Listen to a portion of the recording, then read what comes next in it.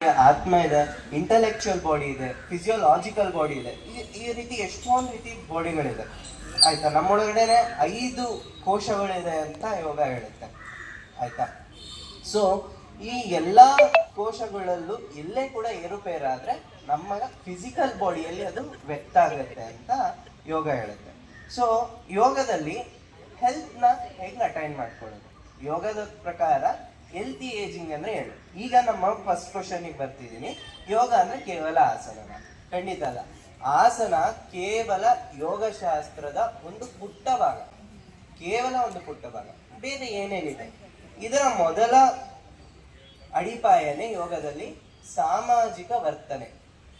ಅಂದ್ರೆ ಸಾಮಾಜಿಕ ವರ್ತನೆ ಅಂದ್ರೆ ನಾವು ಸಮಾಜದಲ್ಲಿ ಹೇಗೆ ಬದುಕ್ತಾ ಇದ್ದೀವಿ, ನಮ್ಮ ಆಚಾರ ವಿಚಾರಗಳು ಹೇಗಿದೆ. ಸೊ ಅದನ್ನ ಯೋಗ ಶಾಸ್ತ್ರ ಹೇಗೆ ಹೇಳುತ್ತೆ ಅಂದ್ರೆ ಪಂಚಯಮ ಮತ್ತೆ ಪಂಚ ನಿಯಮ ಅಂತ ಹೇಳುತ್ತೆ. ಪಂಚಯಮ ಅಂದ್ರೆ ನಮಗಿಂತ ಕೀಳು ಮಟ್ಟದ ಪ್ರಾಣಿಗಳೇನಿರುತ್ತೆ, ನಮಗಿಂತ ಅಂದ್ರೆ ಒಳ್ಳೆ ಪ್ರಾಣಿ ತರ ವರ್ತಿಸ್ತಿದೆಯಲ್ಲ ಅಂತಂತಾರೆ. ಆ ಪ್ರಾಣಿ ತರ ವರ್ತನೆಗಳು ನಮ್ಮಲ್ಲಿ ಬರ್ದೇ ಇರೋ ಹಂಗೆ ನೋಡ್ಕೊಳ್ಳೋದು ಪಂಚಯಮ. ಆಗ ಯಾವ್ಯಾವ? ಸತ್ಯ, ಯಾವಾಗಲೂ ಸತ್ಯ ಹೇಳೋದು. ಆಸ್ತೆಯ, ಇನ್ನೊಬ್ಬರ ವಸ್ತುಗಳಿಗೆ ಕದಿದೇ ಇರೋದು ಮತ್ತೆ ಆಸೆ ಪಡದೇ ಇರೋದು. ಅದಾದ್ಮೇಲೆ ಅಹಿಂಸೆ. ಅಹಿಂಸೆ ಅಂದ್ರೆ ಕೇವಲ ನಾನ್ ವೆಜ್ ತಿನ್ನೋದಲ್ಲ ಅಥವಾ ಪ್ರಾಣಿಗಳನ್ನ ಇದು ಮಾಡೋದಲ್ಲ. ಮನಸ್ಸು ಎಷ್ಟು ಶಾಂತಿಯಾಗಿರುತ್ತೋ ತದಾ ಮನಃ ಪ್ರಶಾಂತಂ ಭವತಿ, ಯದಾ ಮನಃ ಪ್ರಶಾಂತಂ ಭವತಿ ತದಾ ಶರೀರಮಪಿ ಪ್ರಶಾಂತಂ ಭವತಿ. ಅಂದ್ರೆ ಮನಸ್ಸು ಎಷ್ಟು ಶಾಂತವಾಗಿರುತ್ತೋ ಶರೀರ ಕೂಡ ಅಷ್ಟೇ ಶಾಂತವಾಗಿರುತ್ತೆ ಅಂತ. ಮೂಲ ಇಂಪಾರ್ಟೆಂಟ್ ಅಲ್ವಾ? ಹೇಗ್ ಬದುಕ್ದೆ ಅನ್ನೋದು ಇಂಪಾರ್ಟೆಂಟ್. ನಾನು 70 ವರ್ಷ ಬದುಕ್ದೆ, ಬಟ್ ಆದ್ರೆ 40ರಿಂದ 70 ವರ್ಷ 30 ವರ್ಷದ ತನಕ ನಾನು ವೀಲ್ ಚೇರ್ ಅಲ್ಲೇ ಕೂತಿದ್ದೆ ಅಂದ್ರೆ ಪ್ರಯೋಜನ ಇಲ್ಲ ಅಲ್ವಾ? So yoga for healthy ageing ಅಂದ್ರೆ ಹೇಗೆ ನಾವು ಇನ್ನೊಬ್ರ ಮೇಲೆ ಡಿಪೆಂಡ್ ಆಗದೆ. ವಿಶ್ವ ಆರೋಗ್ಯ ಸಂಸ್ಥೆ ಹೇಳುತ್ತೆ ನಾವು ವಯಸ್ಸಾಗುವಿಕೆಯಲ್ಲಿ ಅತಿ ಹೆಚ್ಚು ಸಮಸ್ಯೆ ಅಂದ್ರೆ ಕುಸಿದ್ ಬೀಳೋದು, ಅಥವಾ ವಾಶ್ರೂಮ್ ಹೋದಾಗ ಬೀಳೋದು, ಅಥವಾ ನಡೆಯೋಕ್ ಬೀಳೋದು, ಸ್ಟೆಪ್ಸ್ ಹತ್ತುವಾಗ ಬೀಳೋದು. ಈ ಬೀಳುವಿಕೆಯನ್ನ ತಡೆಗಟ್ಟೋದು ಹೇಗೆ ಅಂದ್ರೆ ಅದೇ ಹೆಲ್ತಿ ಏಜಿಂಗ್. ಹೇಗೆ ನಾವು ಇನ್ನೊಬ್ರ ಮೇಲೆ ಡಿಪೆಂಡ್ ಆಗದೆ ಒಂದು ಬೇಸಿಕ್ ಫಂಕ್ಷನಲ್ಸ್ ಅಂದ್ರೆ ವಾಶ್ರೂಮ್ ಹೋಗೋದಿರ್ಬೋದು. ಸಮತ್ವ ಅಂದ್ರೆ ಎಲ್ಲಾ ರೀತಿಯಲ್ಲೂ. ಈಗ ಹೆಂಗೆ ಇಂಗ್ಲಿಷಲ್ಲಿ ಹೆಲ್ತ್ ಅಂದ್ರೆ ಫಿಸಿಕಲ್, ಮೆಂಟಲ್, ಸೋಷಿಯಲ್ ವೆಲ್ಬೀಯಿಂಗ್ ಅಂತ ಅಂತಾರೆ. ಅಂದ್ರೆ ನಾವು ಮಾನಸಿಕವಾಗಿ, ದೈಹಿಕವಾಗಿ, ಸಾಮಾಜಿಕವಾಗಿ ಹೆಲ್ತಿ ಆಗಿರೋದೇ ನಮ್ಮ ಓವರ್ ಆಲ್ ಹೆಲ್ತ್ ಅಂತ ಹೇಳ್ತಾರೆ.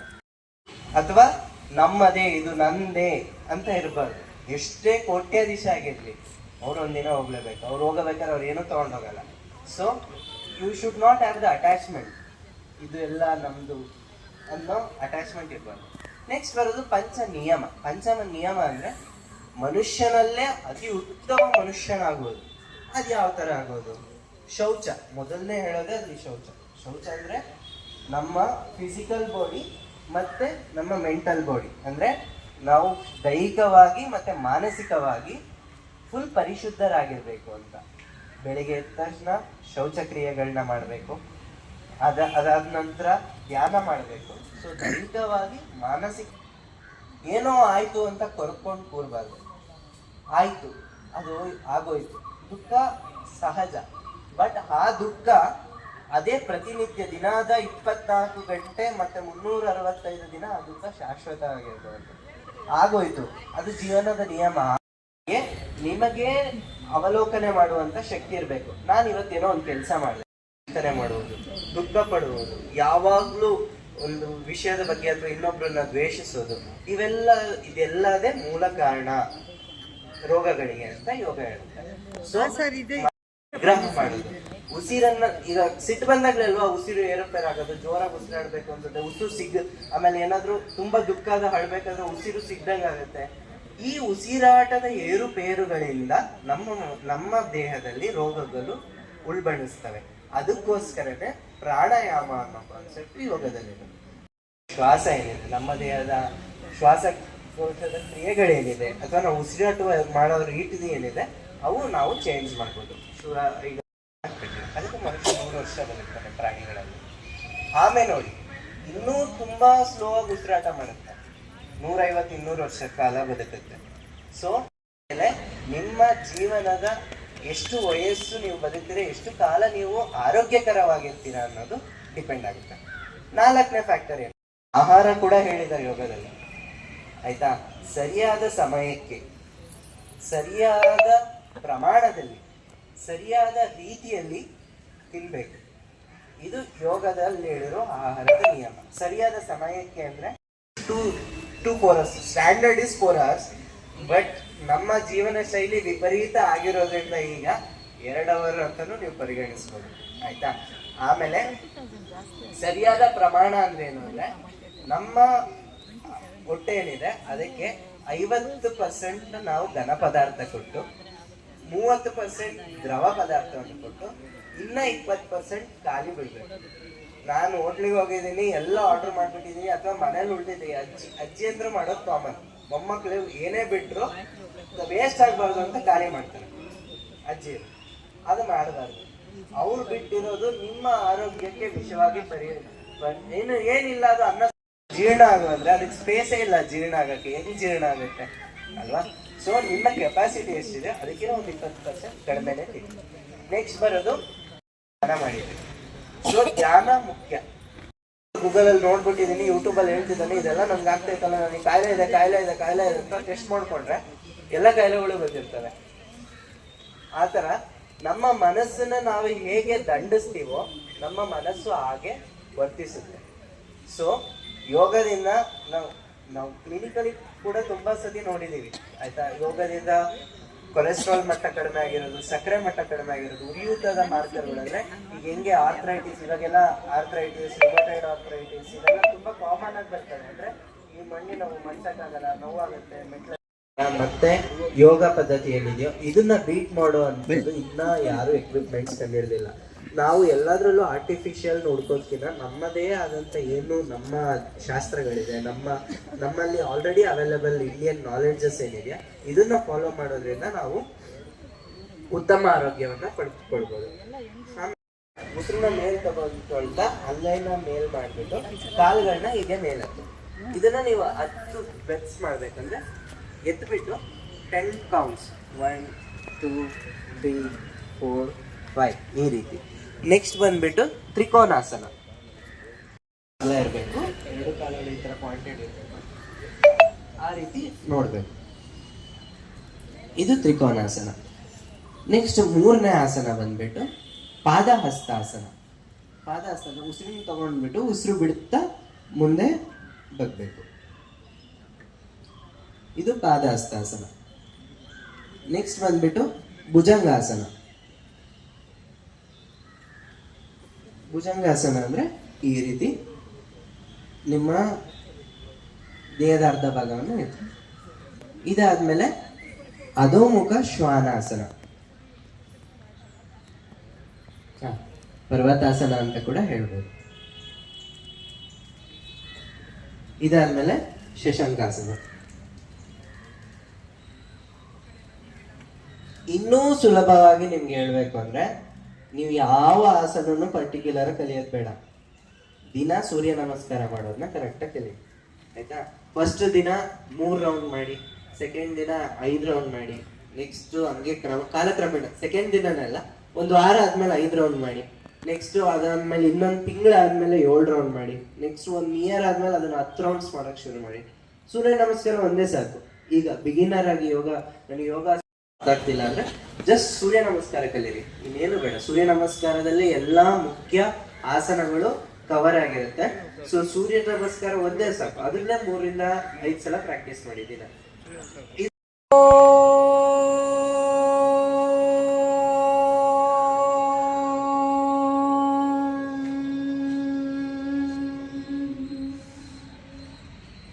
Last one more round. Inhale, start.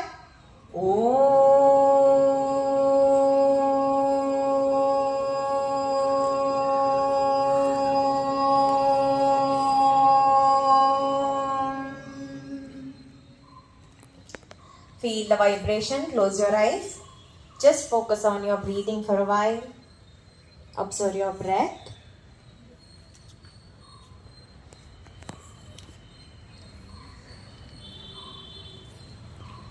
Once you get relaxed, Slowly open your eyes, focus on your breathing, observe your surrounding.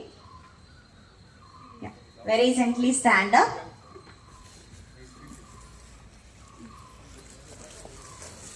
Please be in a line.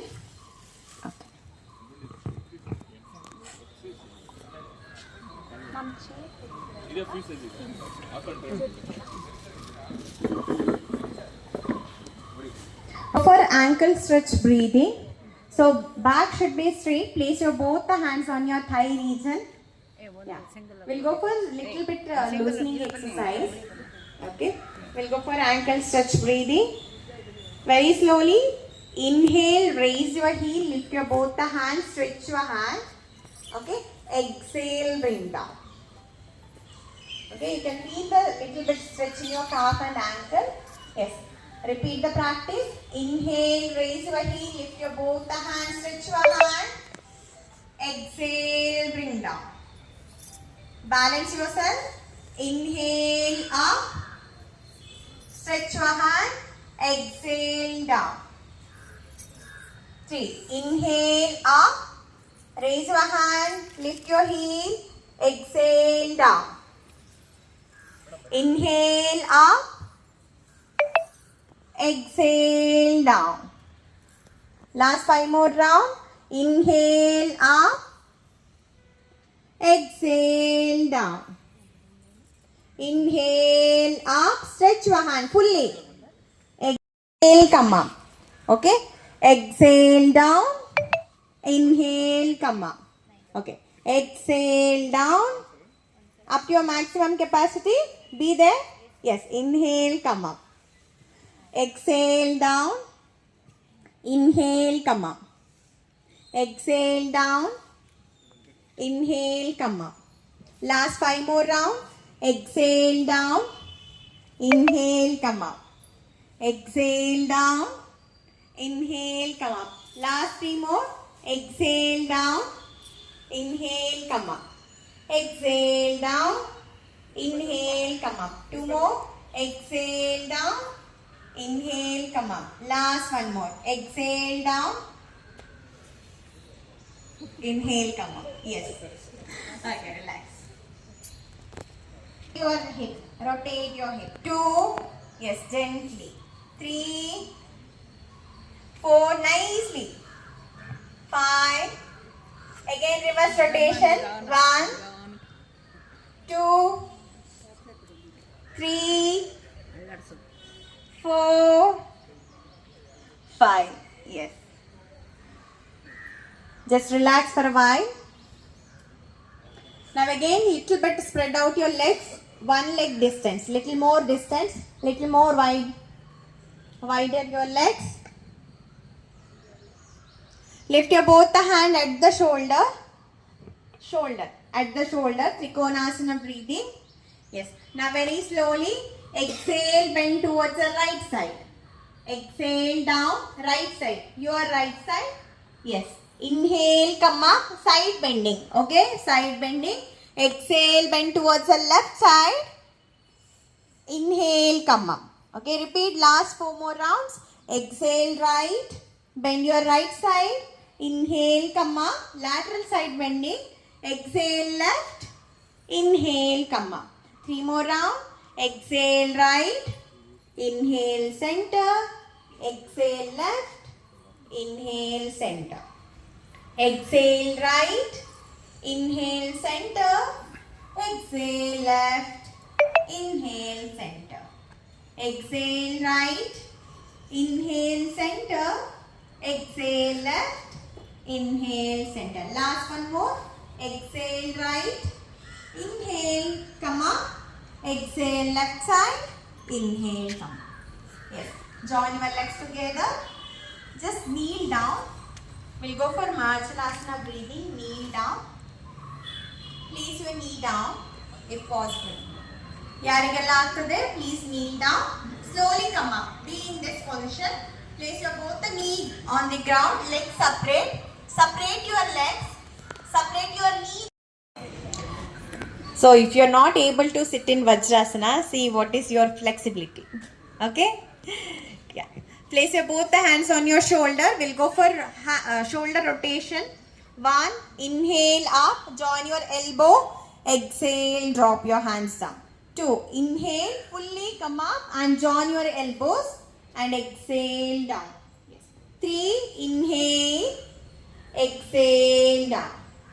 4, inhale, exhale down. 5, inhale, exhale down. Yes, again reverse rotation. 1, inhale, exhale down. 2, inhale, exhale down. 3, inhale, exhale down. 4, inhale, exhale down. 5, inhale, exhale down. Gently drop your hands down. Just relax for a while. Yeah. Take your hands back, tight back.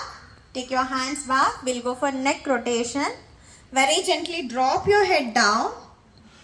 Rotate your neck from the right side.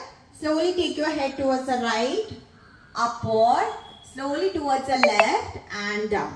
Okay, 2, repeat. Inhale up, rotate your neck, exhale down. 3, inhale up, exhale down. 4, inhale up, exhale down. 5, inhale up, exhale down. Reverse rotation, left to right. Left, inhale up, exhale down. 2, inhale up, exhale down. 3, inhale up, exhale down. 4, inhale up, exhale down. 5, inhale up, exhale down. Just relax. Now gently stretch your legs. Relax for a while. Normalize your breath for a while. Deep inhale and complete exhale. Normal breathing.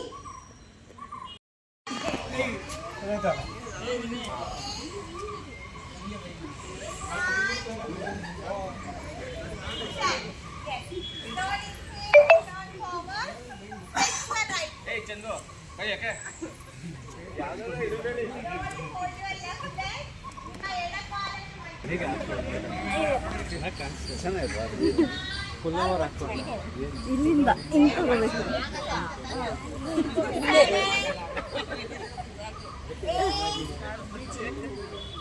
9, 10. Slowly inhale for stretch forward. Stretch your legs. Stretch your legs.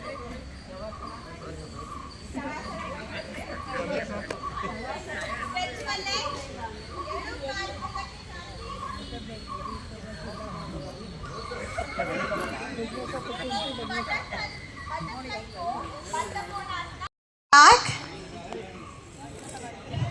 Yes, we are almost finished our back piece. Okay? ಇಲ್ಲ ಬಲ ಕಾಲನ್ನು ಹಿಡ್ಕೊಳ್ಳಿ. Fold your right leg and hug your right leg. Okay? If possible, ಇನ್ನೊಮ್ಮೆ ನಿಮ್ಮ ಎಲ್ಲರಿಗೂ ಸ್ವಾಗತ, ಸುಸ್ವಾಗತ.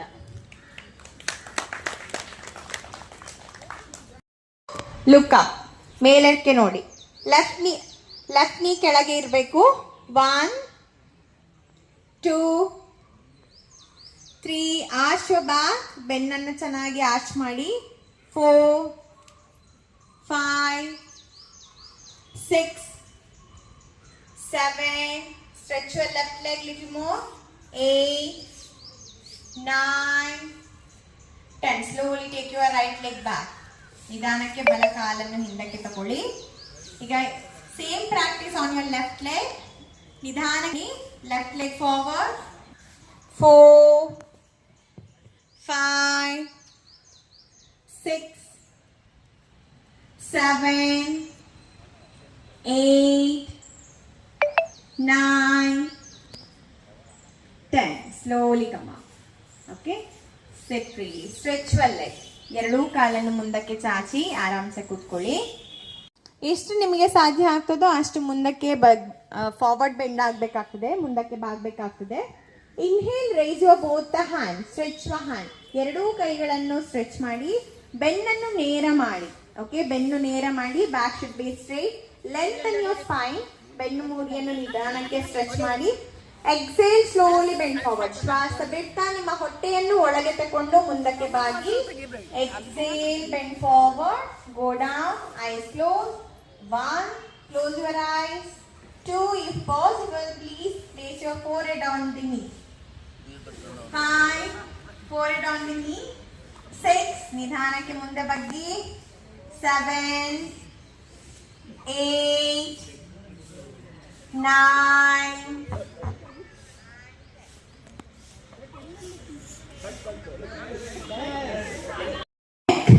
shoulder, hands, chest, abdomen, legs.